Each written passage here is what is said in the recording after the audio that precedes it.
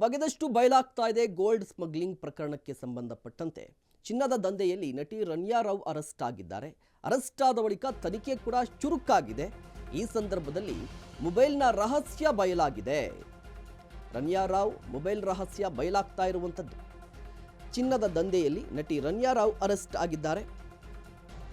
DRI ತನಿಖೆ ಸಂದರ್ಭದಲ್ಲಿ ಅವರ ಮೊಬೈಲ್ ರಹಸ್ಯ ಬಯಲಾಗಿದೆ. ಪ್ರಭಾವಿಗಳ ಜೊತೆ ನಟಿ ನಂಟನ್ನ ಹೊಂದಿದ್ದಾರೆ ಅಂತ. ಯಾರು ಪ್ರಭಾವಿಗಳಂತ ಹೇಳಿದ್ರೆ ಚಿತ್ರರಂಗ ಸೇರಿದಂತೆ ಹಲವು ಪ್ರಭಾವಿಗಳ ಜೊತೆ ರನ್ಯಾ ಅವರಿಗೆ ನಂಟಿತ್ತಂತೆ. ಈಗ ರನ್ಯಾ ಅರೆಸ್ಟ್ ಆಗಿದ್ದಾರೆ. ಈ ಹಿನ್ನೆಲೆಯಲ್ಲಿ ಪ್ರಭಾವಿಗಳಿಗೂ ಕೂಡ ಟೆನ್ಷನ್ ಶುರುವಾಗಿದೆ. ಗೋಲ್ಡ್ ಸ್ಮಗ್ಲಿಂಗ್ ಪ್ರಕರಣಕ್ಕೆ ಸಂಬಂಧಪಟ್ಟಂತೆ ರನ್ಯಾ ರಾವ್ರನ್ನ 3 ದಿನಗಳ ಕಾಲ ಕಸ್ಟಡಿಗೆ ಕೊಟ್ಟಿದೆ ಕೋರ್ಟ್. ತನಿಖಾಧಿಕಾರಿ ನಾಗೇಶ್ವರ್ ರಾವ್ರಿಂದ ರನ್ಯಾ ಅವರ ವಿಚಾರಣೆ ನಡೀತಾ ಇದೆ. ರನ್ಯಾ ಮೊಬೈಲ್ ಲ್ಯಾಪ್ಟಾಪ್ನಲ್ಲಿ ಸಾಕಷ್ಟು ದಾಖಲೆಗಳು ಕೂಡ ಸಿಕ್ಕಿವೆ. ಅವುಗಳ ಪ್ರಶ್ನೆಯನ್ನ ಮಾಡ್ತಾ ಇದ್ದಾರೆ. ಈವರೆಗೂ 40 ದೇಶಗಳಿಗೆ ಸಂಬಂಧಪಟ್ಟಂತೆ ಪ್ರಶ್ನೆಗಳನ್ನು ಕೇಳ್ತಾ ಇರುವಂಥದ್ದು. 14 kg ಚಿನ್ನ ಪತ್ತೆ ಆಗಿತ್ತು.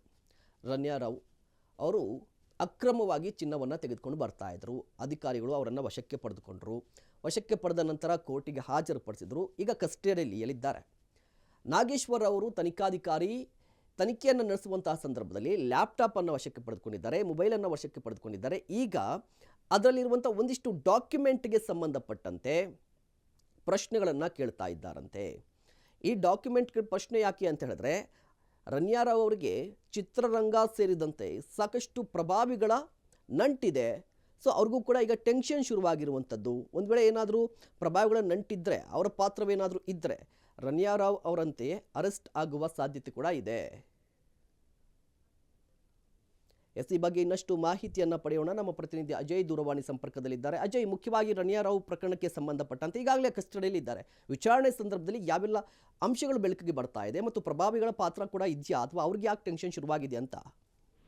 ಖಂಡಿತವಾಗ್ಲೂ ಮಹೇಶ್, ಅಂದ್ರೆ ನಿನ್ನೆ ತಾನೇ ಈಗಾಗಲೇ DRI ಈಗಾಗಲೇ ಕಸ್ಟಡಿಗೆ ತಗೊಂಡಿರುವಂತದ್ದು. ಆದ್ರೆ ಅವರ ಮೊಬೈಲ್ ಅನ್ನ ಯಾವಾಗ ಇಲ್ಲಿ DRI ಅಧಿಕಾರಿಗಳು ವಶಕ್ಕೆ ಪಡ್ಕೊಳ್ತಾರೆ, ಆ ಸಂದರ್ಭದಿಂದಲೂ ಕೂಡ ಅದನ್ನ ಚೆಕ್ ಮಾಡುವಂತ ಕೆಲಸವನ್ನ ಮಾಡಿರ್ತಾರೆ.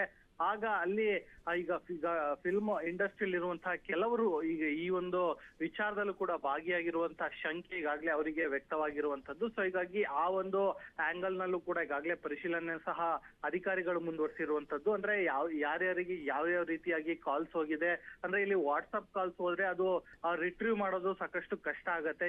ಅಂದ್ರೆ ಯಾರ್ಯಾರಿಗೆ ಕಾಲ್ಸ್ ಮಾಡಿದ್ದಾರೆ ಅಂತ ಹೇಳಿ ಗೊತ್ತಾಗೋದಿಲ್ಲ. ಹೀಗಾಗಿ ಎಲ್ಲರೂ ಮೆಸೇಜಸ್ ಏನಾದ್ರು ಇದ್ದಿದ್ದಂತ ಸಂದರ್ಭದಲ್ಲಿ ಅದನ್ನ ನೋಡುವಂತ ಕೆಲಸವನ್ನು ಕೂಡ ಮತ್ತೆ ಅದನ್ನ ರಿಟ್ರೀವ್ ಮಾಡುವಂತ ಕೆಲಸವನ್ನು ಕೂಡ ಈಗಾಗಲೇ DRI ಅಧಿಕಾರಿಗಳು ಕೂಡ ಈಗಾಗಲೇ ಮಾಡ್ತಾ ಇರುವಂತದ್ದು. ಇದರ ಜೊತೆಗೆ ಫಿಲ್ಮ್ ಅಲ್ಲಿ ಇರುವಂತ ಕೆಲವರ ಮಾಹಿತಿ ಕೂಡ ಈಗಾಗಲೇ ಸಿಕ್ಕಿರುವಂತದ್ದು. ಅವರ ವಿಚಾರಗಳನ್ನು ಕೂಡ ಈಗಾಗಲೇ DRI ಅಧಿಕಾರಿಗಳು ಕೂಡ ಕೆದಕ್ತಾ ಇರುವಂತದ್ದು. ಇದರ ಜೊತೆಗೆ ಇನ್ನು ಈಕೆ ಸಾಕಷ್ಟು ಬಾರಿ ಈಗ ದುಬೈ ಪ್ರವಾಸ ಮಾಡಿರೋದು ಕೂಡ ಗೊತ್ತಾಗಿರುವಂತದ್ದು. ಅದ್ರಲ್ಲೂ ಕೂಡ 1 ವರ್ಷದಲ್ಲಿ 20ಕ್ಕೂ ಹೆಚ್ಚು ಬಾರಿ ಈಗಾಗಲೇ ದುಬೈ ಪ್ರವಾಸವನ್ನ ಮಾಡಿರುವಂತದ್ದು.